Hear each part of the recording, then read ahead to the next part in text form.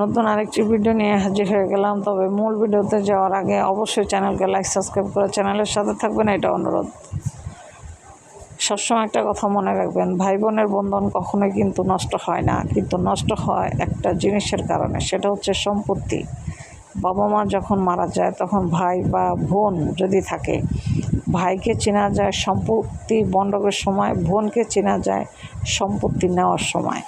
ঠিক আছে, যে বোন কতটুকু দয়াশীল আর ভাই কতটুকু মায়াশীল, এই জিনিসটা সম্পত্তি বন্টনের সময় কিন্তু ভাই বোনকে চেনা যায় এবং ভাই বোনের আসল রূপটা তুলে বা ভেসে ওঠে।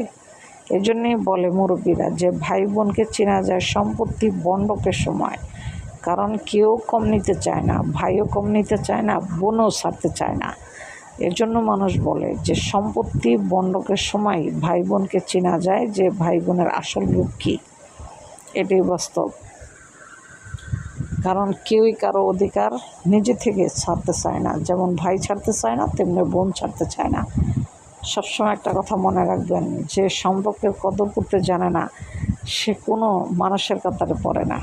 সম্পত্তি কখনোই মানুষের সম্পর্ক থেকে বেশি না। সবসময় একটা কথা মনে রাখবেন, যে সম্পর্কের মূল্যায়ন করতে জানে না সে পৃথিবীর কোনো কিছুকেই মূল্যায়ন করতে পারবে না। আর যে সম্পর্কের কদর করতে জানে সে পৃথিবীর সব কিছুকেই কদর করবে। ভিডিওটি ভালো লাগলে অবশ্যই লাইক দিয়ে চ্যানেলের সাথে থাকবেন।